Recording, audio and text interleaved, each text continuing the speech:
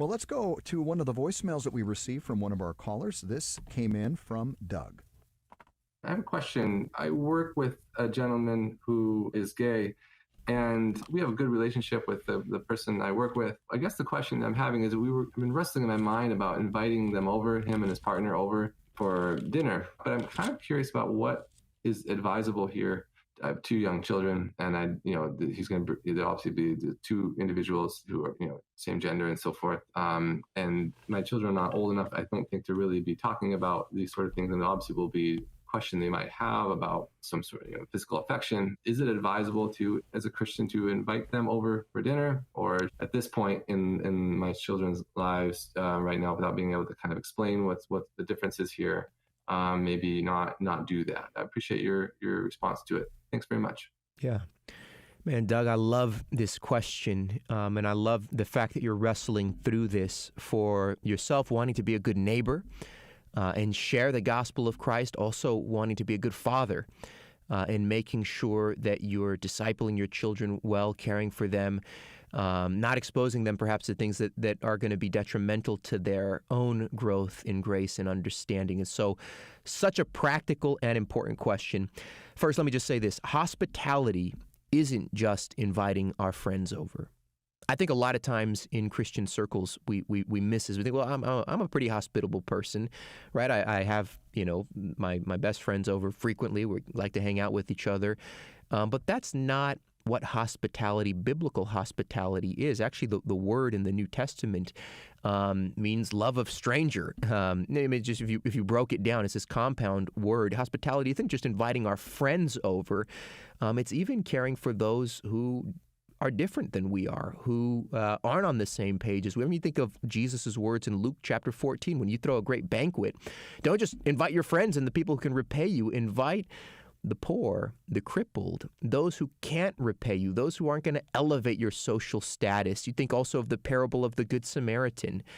Biblical hospitality, I think, is beyond or goes further than what so many of us think of when we think about hospitality. Now, we live in a day where increasingly we are going to need to help our children at the appropriate times think through the issues of gender and sexuality from a biblical perspective with the biblical worldview. It's imperative that we teach our kids these things, because if we don't, the world will.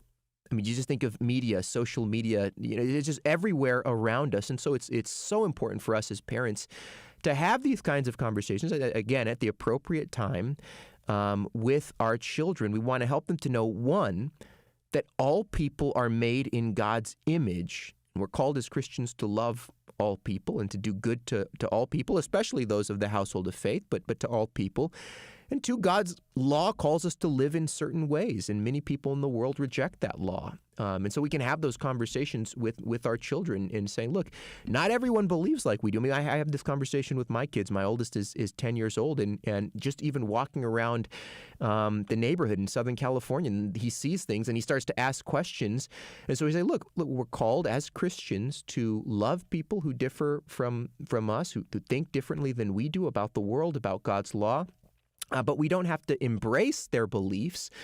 We can even lovingly challenge those beliefs, and that's what God calls us to do.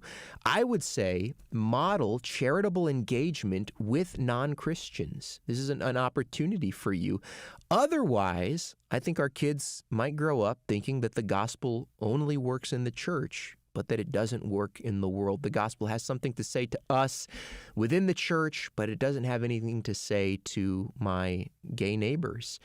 Well, the truth is it does have something to say to your gay neighbors, and God uses us to extend that message, the truth of the gospel, Christian hospitality. And so you help them to see how the Christian faith drives us to reach out while maintaining our convictions. And I think that's the best balance that you can strike. Now, if this couple, it sounds like you guys have, are friends, you work together, so you know them, so there's already this friendship, and I think that's a good thing. I would say if the couple was openly hostile and trying to sow seeds of doubt in your children or something like that, well, then I would say, yeah, don't do that. But if it's an opportunity for you to extend Christian charity, maybe it does create conversations with your children after the fact. And this is where you need to be discerning. You and your wife need to be discerning and say, okay, how do we want to approach this?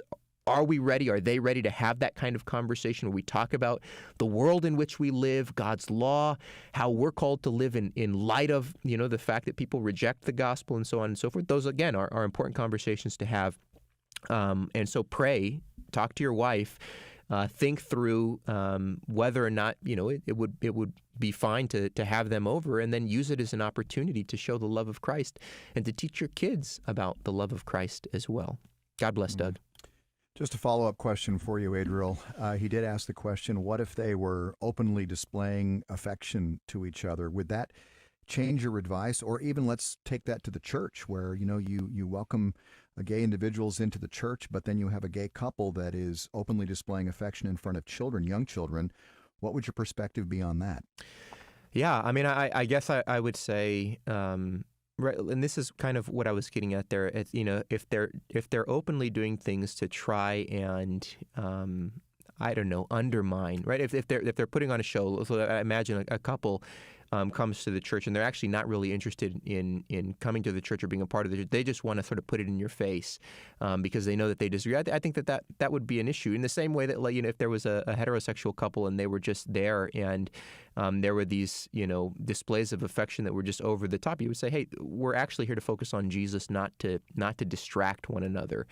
And so it sounds to me, though, like based on Doug's question, that he's got a friendship with this individual, that they know each other. Right? It doesn't sound to me like that would be an issue in particular. And so I would say, this could be a great opportunity to talk about the Lord, to pray there together with them, to answer questions that they might have.